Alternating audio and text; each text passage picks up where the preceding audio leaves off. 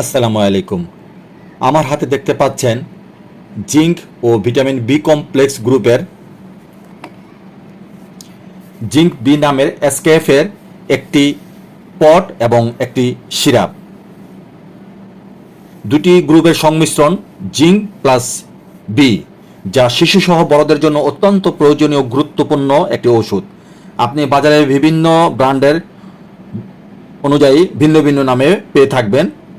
যে কোনো ভালো কোম্পানির কিনে নিলেই পারবেন।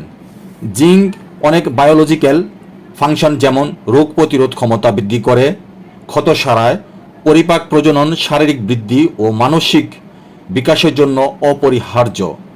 জিঙ্ক গর্ভ অবস্থায়, শৈশব এবং কৈশোরের স্বাভাবিক বৃদ্ধি ঘটনায় সহায়তা করে। জিঙ্কের কিছুটা অ্যান্টিঅক্সিডেন্ট ক্ষমতাও রয়েছে। প্রাপ্তবয়স্কদের ক্ষেত্রে জিঙ্কের অভাবে ক্ষুধামন্দা, স্বাদ এবং ঘ্রাণ গ্রহণের ক্ষমতা কমে যায়।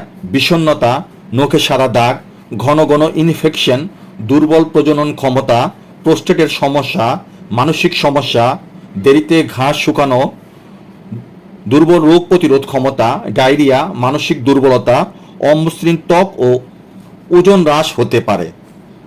বি ভিটামিন খাদ্য থেকে শক্তি তৈরিতে প্রয়োজনীয়। শিশু ও বয়স্কদের সুস্থ মস্তিষ্ক ও স্নায়ুর সঠিক কার্যকারিতা বজায় রাখতে পারে এবং সংগঠিত লোহিত রক্তকণিকা তৈরিতে বি ভিটামিনগুলো অত্যন্ত গুরুত্বপূর্ণ ভূমিকা পালন করে।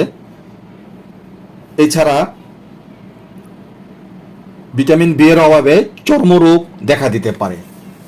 সেবন মাত্রা: সিরাপ প্রাপ্তবয়স্ক দৈনিক 5 মিলি অর্থাৎ 2 চামচ করে 2 থেকে 3 বার বা চিকিৎসকের পরামর্শ অনুযায়ী।